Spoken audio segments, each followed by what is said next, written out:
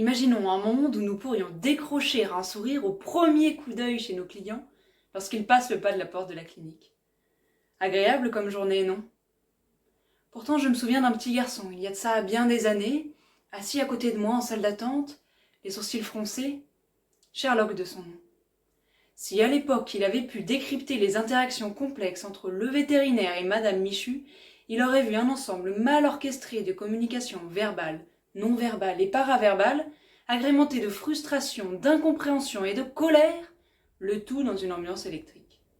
Et au milieu, Médor, les yeux écarquillés, simplement venu pour se faire soigner.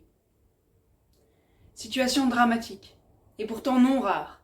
Les problèmes de communication entre vétérinaires et clients conduisent au mal-être des premiers et à l'insatisfaction des seconds, si bien que 80% des plaintes auprès des vétérinaires sont imputables à un problème de communication. Beau chiffre, me direz-vous.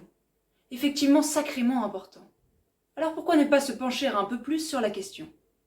C'est ce que j'ai voulu faire au travers de ma thèse, ajouter la dimension humaine de communication interpersonnelle à notre métier médical par ailleurs. Le tout dans une volonté d'harmonisation des relations entre le vétérinaire et Madame Michu, pour qu'une fois en confiance, cette dernière permette à Médor de recevoir les meilleurs soins.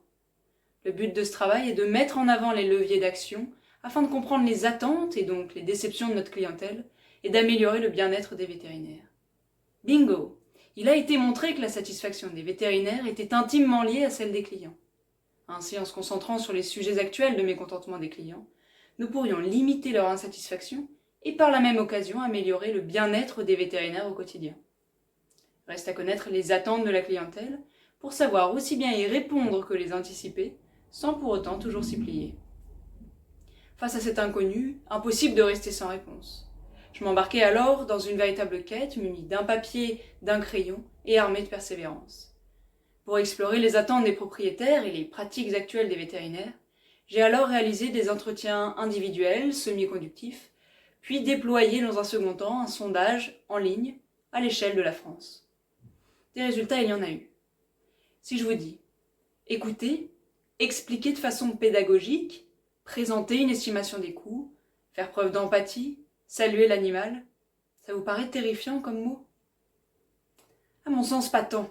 En soulevant ces éléments de communication à la portée de tout vétérinaire, j'ai le sentiment que des changements radicaux de pratique, avec une mise en œuvre finalement simple, non onéreuse, est possible aujourd'hui.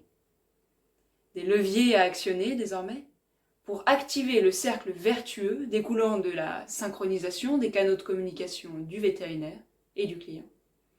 Cercle qui, je l'espère, permettra désormais aux étoiles d'envahir les yeux du petit Sherlock.